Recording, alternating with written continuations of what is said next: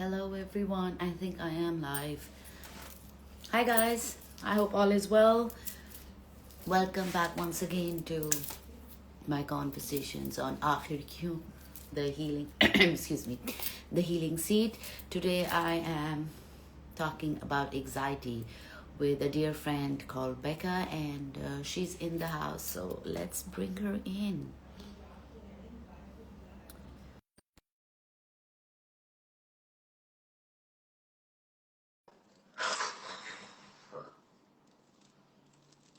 Okay, I think we're all set.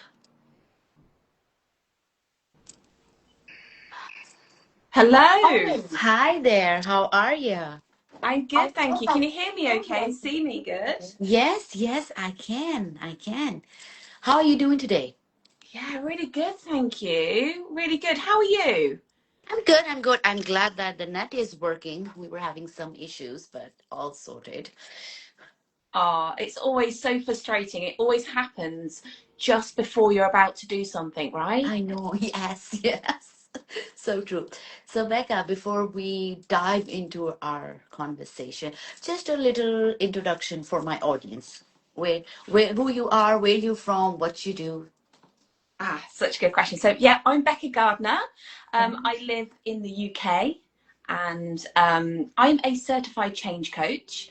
My practice is called The Missing Piece, Mhm. and I support people with all areas of change. So, it might be that someone's struggling with anxiety, or they may have a habit that they really want to get rid of, or it might be that they are struggling with low mood, or it might be that generally feeling stuck. So it's generally people that are looking for something different to what they're experiencing presently. And that's Okay. where I come in. Ah, lovely, lovely. Becca, that's so intriguing. So tell me why did you choose this field for yourself? Well, it looked to me, if I'm honest, that I was called into this. So I'll tell you a little bit, and your audience a little bit about my background. Yes. So before I became a coach, I worked in financial services. I worked in accountancy. Um, yeah, like I loved being with people. I loved helping people. Mhm. And when I had my children back in 2011, I'm a mom to two, 14 and almost 11. It just didn't make sense for me to go back into financial services. I didn't particularly enjoy it. The field, as I was coming out of it, was incredibly stressful, really, really Mm. stressful. It was perfect timing that I got married and then had children. So, but what I noticed when I came out of working full time and being a mom was that I was really quite anxious. I Mm. noticed that my mind was whirling a lot more. I noticed that I had a lot of thoughts where, I was just become very entrapped in my mind and had a lot of physical symptoms, a lot of back pain, a lot Mm. of breathlessness, a lot of panic. And whilst I loved being at home with the children, I was consumed with a lot of what we would call anxiety. Okay. And that was, I would say, roughly 10 years ago when it's kind of all started to feel very consuming. From Mm. a very young age, I've always been what one would have described at that time as a worrier. Okay. So I kind of thought this is just the way it is. Maybe being a mom means that you need to worry more. And Mm. so that, how I see it now, that's just not the case.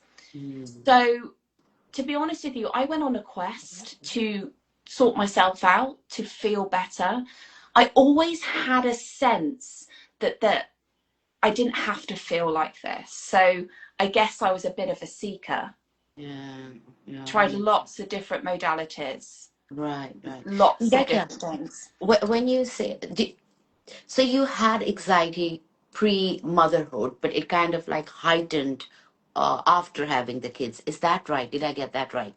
Yeah, Um, absolutely. It was okay. definitely there, like through Um, my 20s. As I reflect, yeah, I'm 44 now. So as I reflect in my 20s, I remember being, a little bit anxious, but I Yes. would say it was more that I worried a bit, like I worried. I didn't really Yeah. see it as anxiety. I don't think that word was even used 20 years ago. Yeah. Yeah. It was Makes like, sense. oh, Becca, Yeah. she's just a worrier, bless her. Yeah. It's just, it was I kind of identified as that. So it wasn't until I had my children that it became more of a all consuming. And I think because at the time I was seeing my doctor regularly, Mm. there was conversations that were opening, Yeah. and I was diagnosed with generalized anxiety disorder probably about 10 years ago.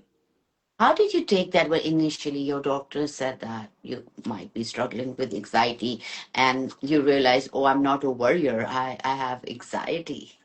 Yeah. Mm. To be honest with you, it for a bit it really felt like, actually having a label at the time for a short period of time, I could see that it wasn't about me. There was like a separation, that was just what was showing up at that time. Mm. Further on 10 years later, I look at that very differently now. But answering your question, at the time it was like, okay, maybe there's just something going on here that I can't control. And yeah, it was sort of really clear to me that there was something at the time to fix. Yeah. That was my experience. And again, 10 years later, I can see that I was never really needing to fix anything, which is why I set up my practice. But yeah, just going back to that, it was hard. It Yeah. was hard because I Mm. think I'd had a really like busy job, and so I think I'd kept myself relatively busy for a long period of time, and I can see that was like a huge distraction, I Mm. think, Yeah. on Yeah. so yeah, Yeah. Interesting. I think my So, mind got busy. yeah. And when it gets busy, then you don't think about the anxiety so much. It's when, you're more Yeah. quieter that it kind of like comes up. So so what at that point you said there was something to fix, right? What did you do to fix it then? Well, I did lots of things. Okay. Yeah, I literally, metaphorically got my full toolbox out. And to be fair to me, I did really explore lots of routes. So I did a bit of hypnotherapy, I did a bit of cognitive behavioral therapy. I actually I went to see somebody that was not necessarily a psychiatrist, but along the psychology route. And even she said it was something that wasn't in her remit, and she would need to really pass me on to somebody that was more experienced. And I Really? remember, Wow. yeah, I remember at that time, like Yeah. leaving that particular house, because she had this little setup in her garden, feeling Okay. worse than when I went in. I'm like, oh my gosh, I'm really Yeah. broken. This Yeah. this is real. Like this is real. Um, so at, at the time, I just was constantly looking for something. Mhm. And to kind of put a long story short, I was doing a lot of searching and stumbled across something that, I think I'd got to the point I was like, I just think I'm just going to have to manage this in the best way I can. I think it's who I am. And I Mhm. stumbled across what I now share in my practice, the missing piece. So I stumbled across initially a lady called Nicola Bird, and Okay. she was based in the UK. She has a number of podcasts still available, and Okay. she wrote a wonderful book, and that sort of started the journey. But it was predominantly coming across a lady called Dr. Amy Johnson. Okay. She's based in the States, and she had a school, or she still does, called the Little School of Big Change. And Okay. I actually joined her program for 6 weeks. Okay. That was just online, to just Okay. find out more and learn about how I could have a different experience of anxiety. Hmm. And it changed my life. How did it change your life? Like, what was she doing that the others weren't doing for you? Since you tried so many therapies. Yeah. Well, what I loved about this was it was really clear to me in the very early days that there was nothing wrong with me. Like, Hmm. genuinely, there was nothing to fix. My Hmm. actual innate health was inbuilt, Hmm. and I was externally looking outside of myself, which we Hmm. innocently do, for an answer. Yeah. And what Dr. Amy Johnson and the course did at that time was made me realize that I've got all the tools inside of me. Hmm. And something very profound was clear, was Hmm. that I was more than my thinking. Hmm. Wow. Yeah. Yeah. And I say that so flippantly now, but mm, you know, this stuff can change lives. I see mm, it. I mean, I mm. felt it on a personal level, but I see it daily. Yeah. Like, in terms of mental health, I really think we're looking in the wrong direction. We're looking to fix something that essentially is a very, very human emotion of feeling anxious. And Mm. yeah, I just learned to really see it in a different way. Yeah. And it's really interesting the way you said it was like it's a human emotion because you feel anxious even on about good things like on your wedding day or some big happy event. You feel anxious. So it's really about just taking a pause and looking inside of us rather than looking outside of us that can just kind of like help us or fix us. Yeah. Yeah. Yeah, and I think people do think they're broken. Like genuinely, I think people think there's something wrong with them, and that's just not possible. Like Mm, whatever they're experiencing, we're mm, not broken. The mm, only, I mean, it's quite difficult to explain, in one sort of sitting. But essentially, when you really start to explore and be very curious about how our moment to moment experience is created, mm. like it really looks like, understandably, there's a world outside of us that can make us feel anxious. It looks like Yeah. wedding days, moving house, having babies, divorce, losing Mm, someone can make us feel a certain way. It yeah. really does look like that. Yeah. But when I work with clients, I invite them to explore and experiment whether that's really true. And when you start looking in that direction and consider that that's not true, and what I mean by that is the mind makes meaning of the world around us. The world Mm, around us is completely neutral until our mind comes online and basically describes what's going on. yeah. So in short, we're very identified with a very inner narrative. Mm, And through the work that I do, I show people that this is just a conditioned mind. This is mm, just something that is designed to keep our body physically alive. You mm, know, that is all the mind's designed to do, is to keep us physically alive, but it's going way above its pay grade. It's doing mm, way more than it mm, should be. And we're mm, getting very embroiled in intellect and mm, losing sight of wisdom and gut and what makes sense in the moment. So mm, that's where anxiety comes in, because we're very identified with an inner narrative that is mm, constantly looking to the future and bobbing to the past. That's mm. what it's doing. So Yeah. who we are is very present, and Mm, our awareness or our focus just isn't in presence. It's more in the mind and the machine and the cognitive place. But mm. freedom resides in being present and seeing that who we are is not our mind. Yeah. That, that's powerful. That's really powerful. So, Becca, if somebody was to show up right now and say that, they suffer with chronic anxiety, right? What what would you say to them? Like, where would you start? Mm. Well, first of all, I guess what comes to mind for me is I'd probably tell them how I totally understand how hard that is. Yeah. Yeah, I meet people where they are, and I think what a lot of clients report back and say that it makes a huge difference that not only obviously I'm trained in what I do, Mm, um, but I've lived it too.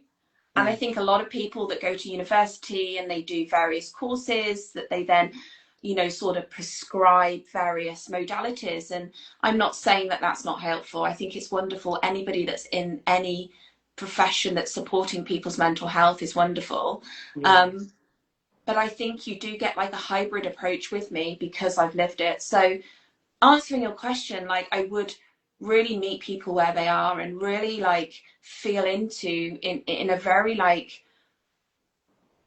compassionate way that what they're feeling is very relatable. And I think when that's always the first place that I start, so I know how hard it is. Like Yeah. it is horrible to have the feelings of anxiety that are coming up.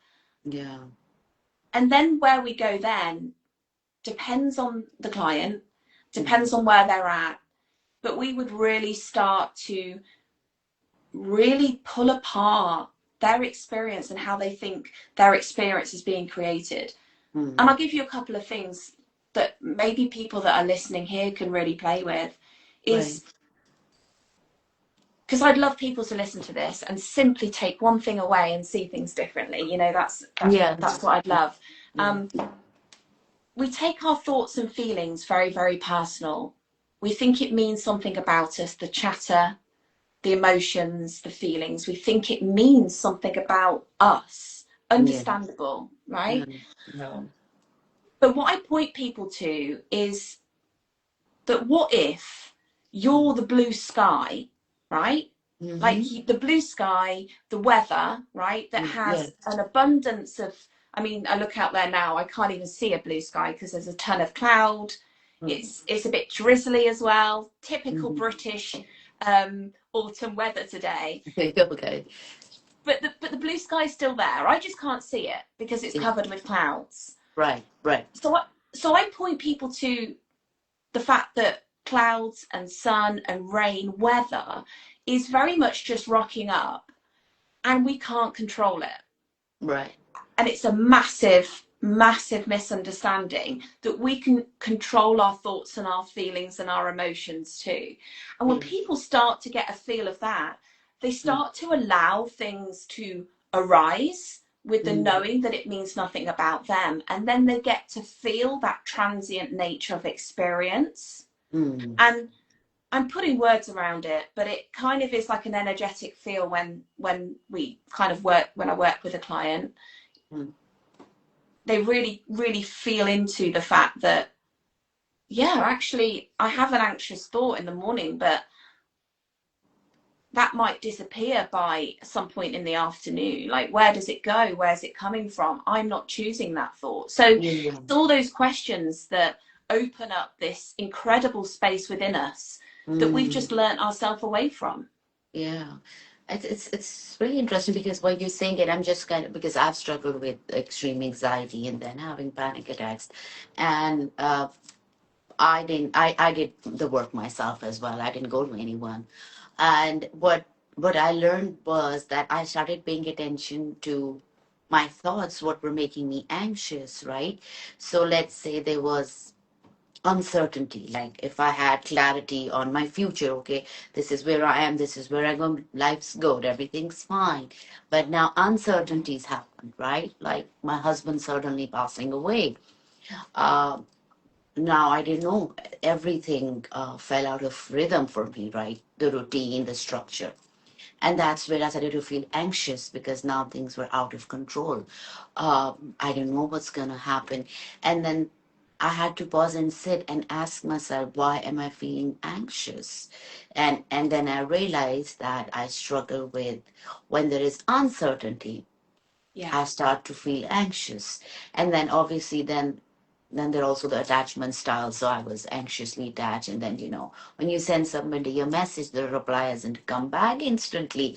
Why am I feeling anxious? And then sitting with that, why do I feel anxious about this certain person not replying while everybody else, if they don't reply for a year, I would be okay, like whatever, and then it was okay. This is my conditioning. This is what the environment and circumstances told me this is how I'm going to survive, was being anxious and trying to hold and grip on things that were in my control. And then slowly, obviously, I'm still not there, but kind of like learning to let go of that wiring in the head that, okay, if I don't know something, I need to feel anxious. No, I don't need to feel anxious. I just need to breathe and trust the process.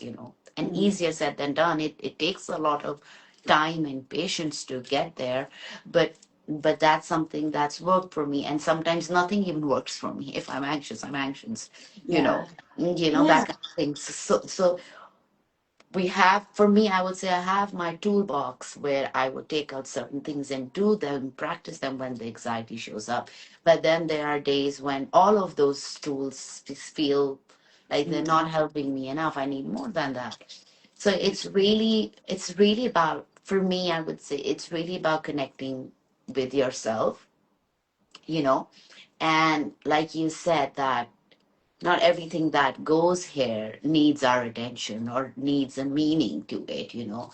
That is a big art we all need to learn from, because that's something that predominantly every one of us does on autoplay, right?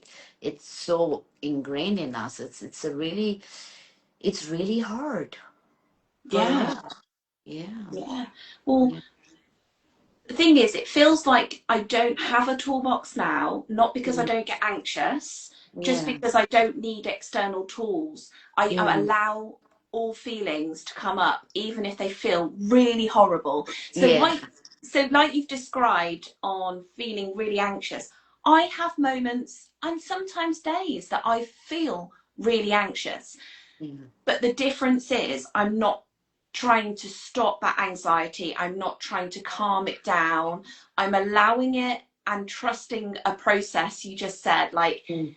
there's there's something really incredible available when we are able to sit in uncomfortable feelings. Yeah. And and anxiety typically, Mm. how I see it, is wanting to control the uncontrollable. Mm. So I love that you've touched on uncertainty. It's Mm. all uncertainty.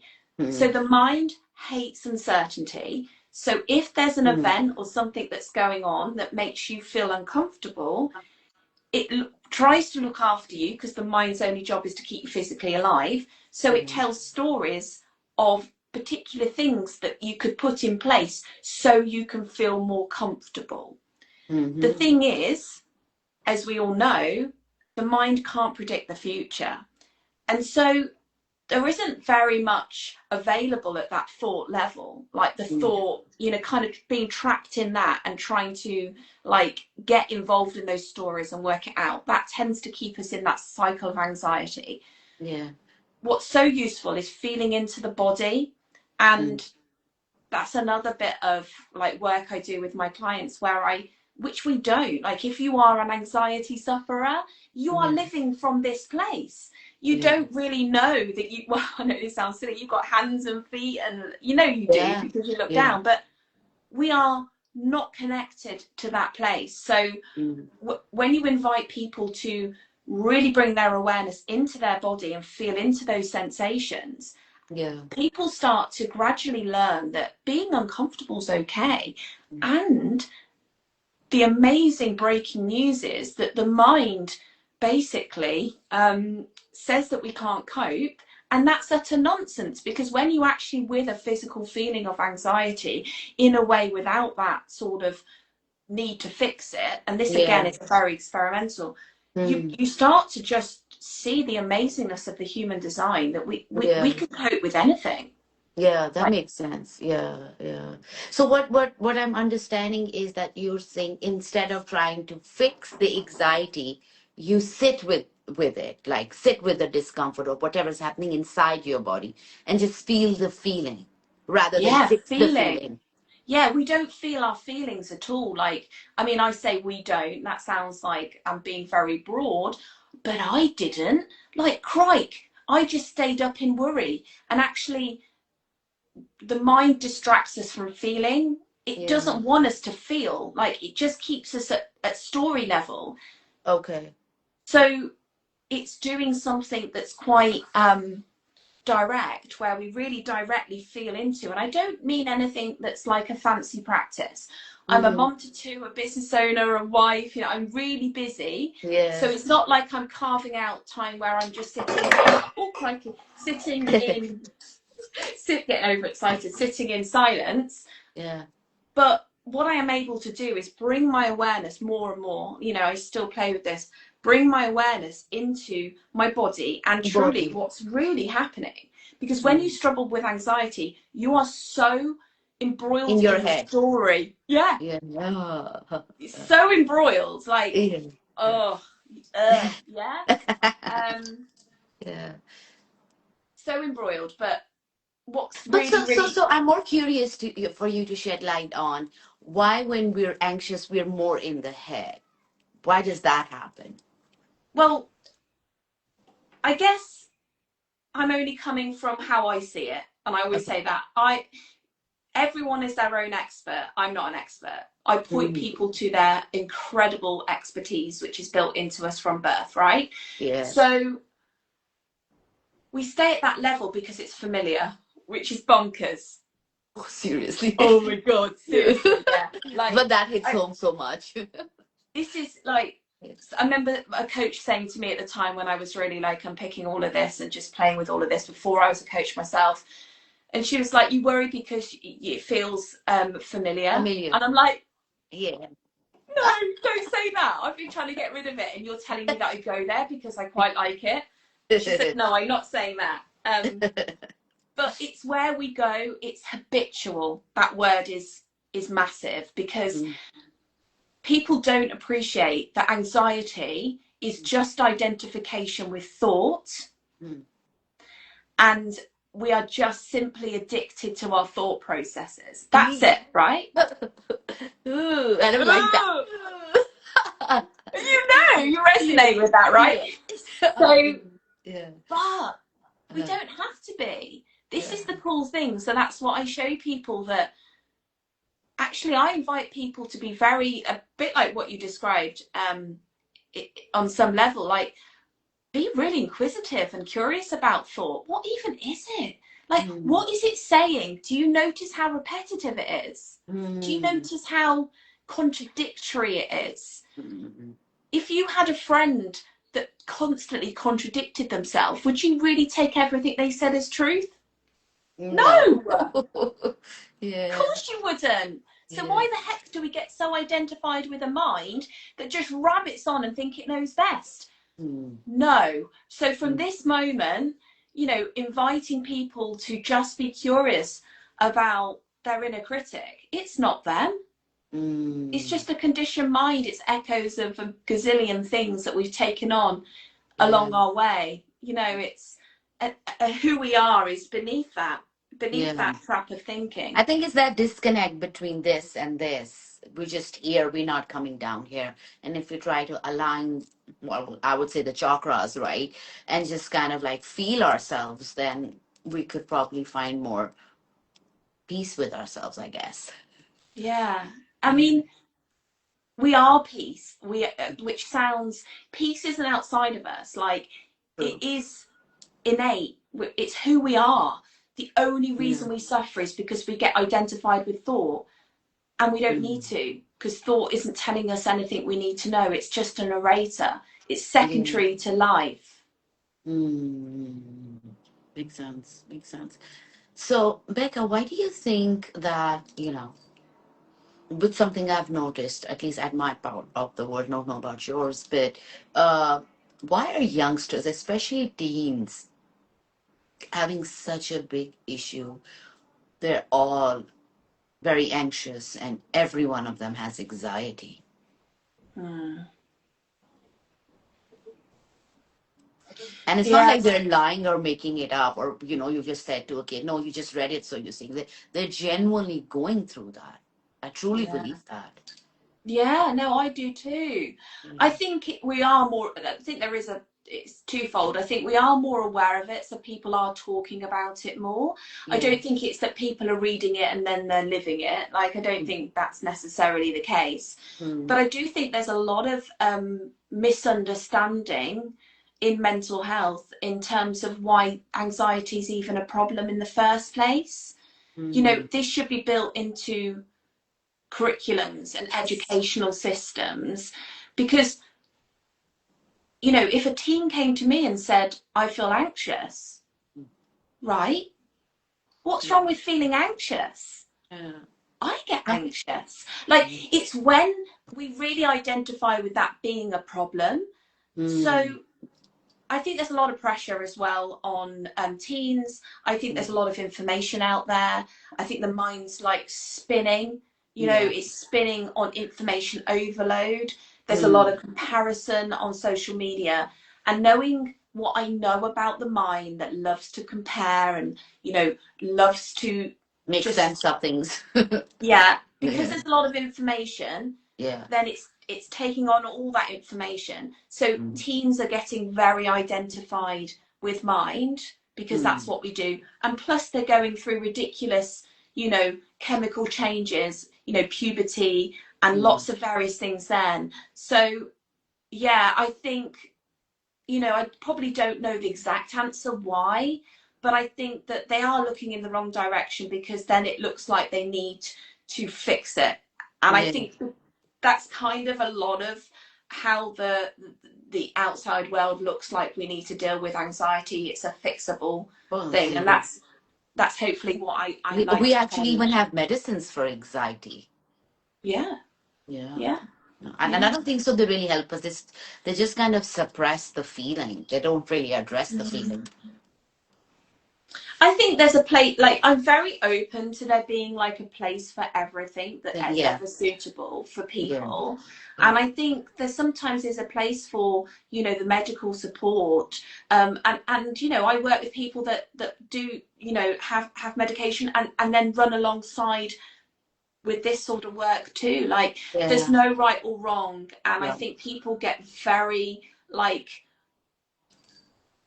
attached to stigma in doing the right and the wrong thing, and I Yeah. just think Yeah. we just have to Yeah. follow what's right for us, not what everyone else is doing. And I think that's sometimes hard, especially for teens that are just developing and growing.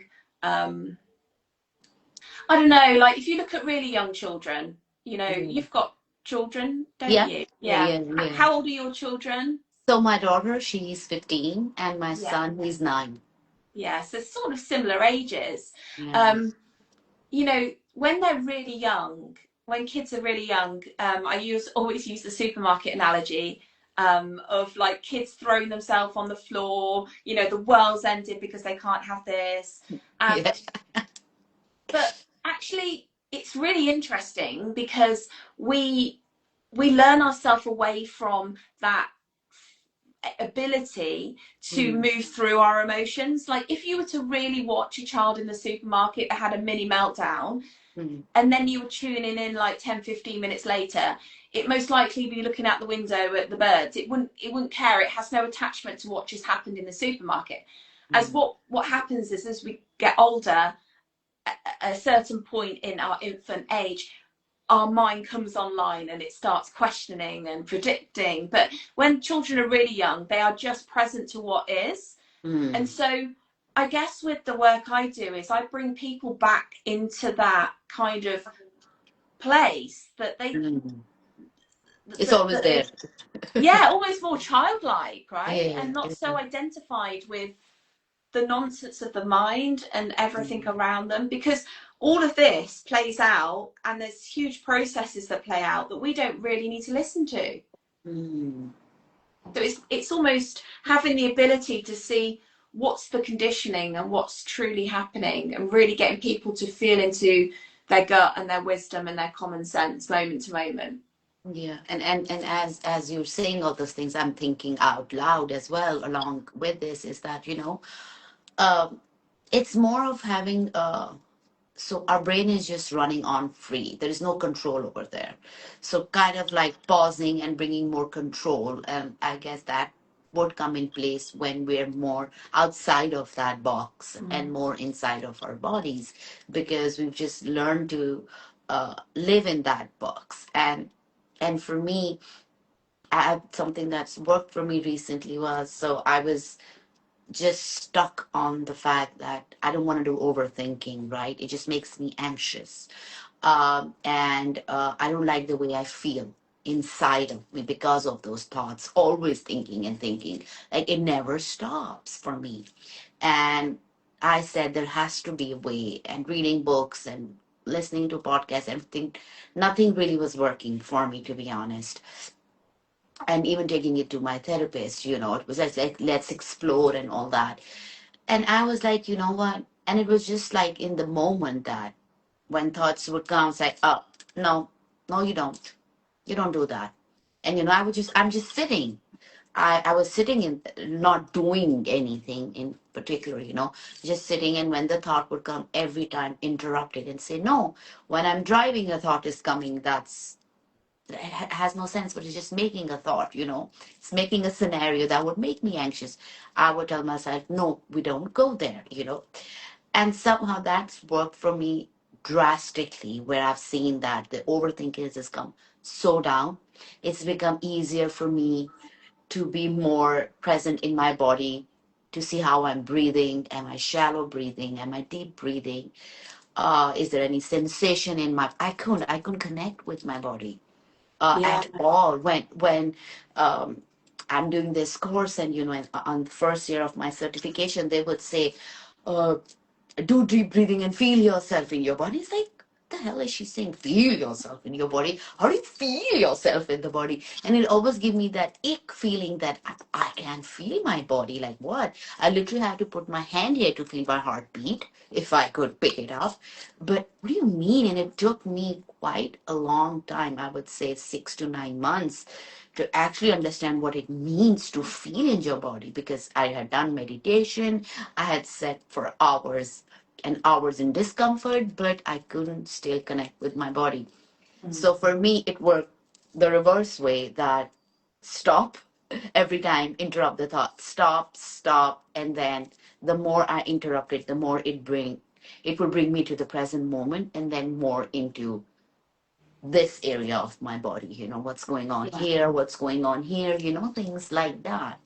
Yeah, I Yeah. think it's so wonderful that you're able to have navigated that yourself. And I think if people are listening, it's really trusting that we have all the guidance within. You know, Yeah. we there isn't anything in particular we need to um, do. But Yeah. when we start to really explore in this direction that I'm sharing, it's like, yeah, interesting. I have Yeah. a critic. I have a Yeah. mind that talks. Um, yeah, I don't really feel my feelings. You know, it's all these different things. It just gets us really curious and opens us up for seeing something new. Mm. And there was something that came to mind as you were talking. Um, it's just that we think that we're on our own with this, and Mm. we're not. Like, without without sounding woo woo, like, we are connected to something deeper than just little old separate us. Like, Yeah. and honestly, I'd never considered that until I really explored it for myself. Yeah. Nobody could have told me that. Like, I'm a very black and white factual person. Right. But I really began to see that, yeah, everything around me is just kind of happening. Why do I feel like it's so on me? Like, what if the feeling of responsibility and that I've got to do this is the one thing that's sort of keeping me in that, like, Yeah. that discomfort of and that anxiety. Yeah. So yeah, it's just trusting in something, and whatever that is, whatever you want to call Yeah. it, Yeah. just. But I mean, it's the same stuff that grows babies and makes the planet spin, and the trees change color. And Yeah. it's incredible. It's the same thing that digests our food. And Yeah. if we were to take a vitamin, it would get the right nutrients to the right parts of our body. Like, Mm. we don't have to do this on our own. We are being held by something so much bigger. Yeah. That's so beautifully put. Yeah. That does make sense. Does make a lot of sense. Um, what is the one? Oh, I know what your answer is gonna be, but what is the one thing you would want to say to somebody who's here and cannot make sense of why they feel anxious or they have anxiety? If it's just one thing, because that's what you said, so I've got to stick with the script. Um, is to really, really trust that you're okay no matter what you're feeling. Yeah. Like, and that sounds doesn't even feel enough. Like, Yeah. I'm going to say two things because I can, but there's nothing to fix here. Yeah. And what if the wanting to fix that anxiety is the one thing that's kind of keeping us very in it right? Like, Yeah. and it's an entrapment, you know. That's why I Yeah. call my podcast the thought trap, because it's Yeah. like, it just Oh. feels like that. So you don't need to fix your anxiety. Mm.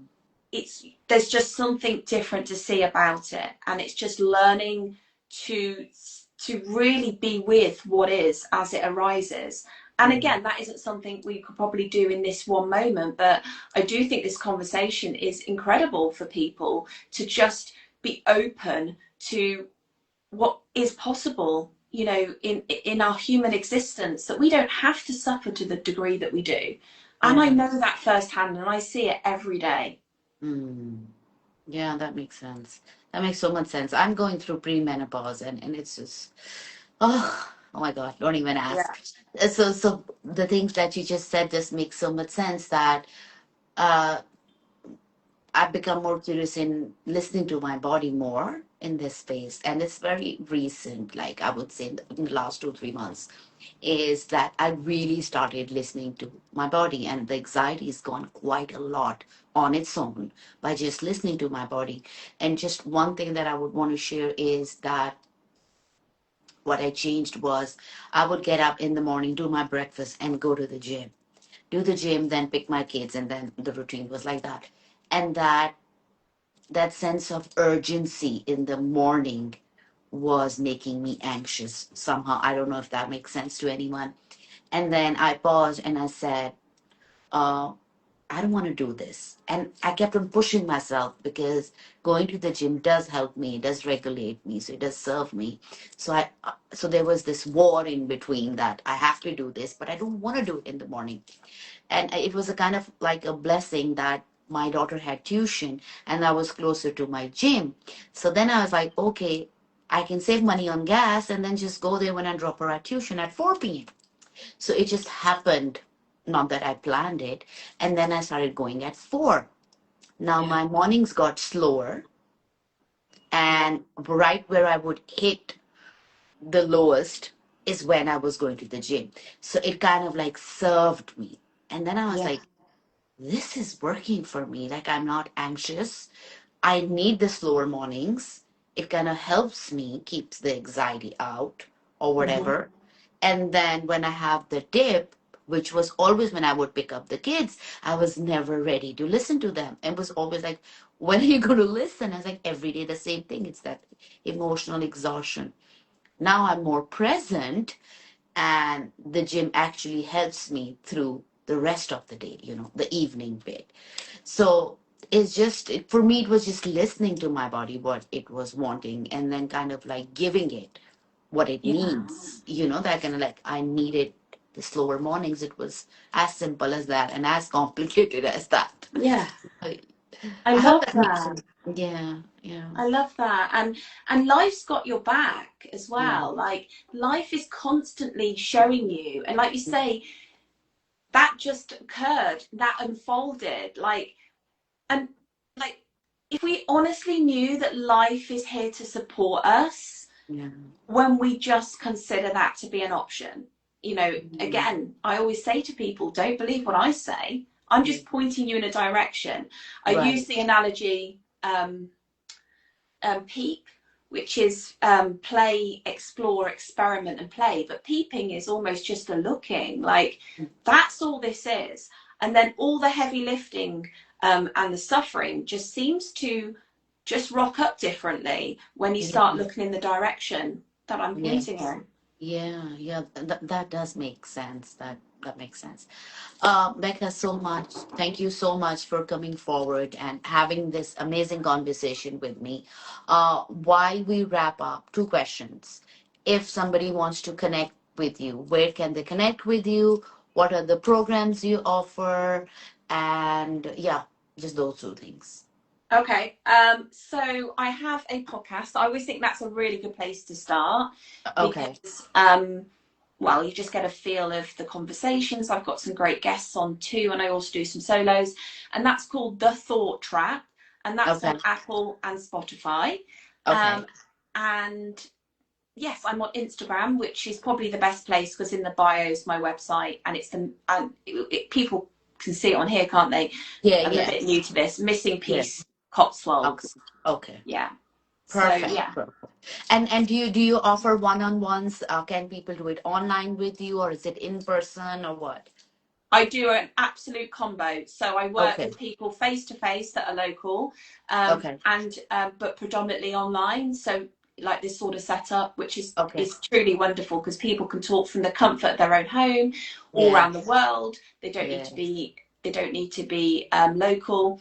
And then I don't have any present courses or groups that I'm running at the moment.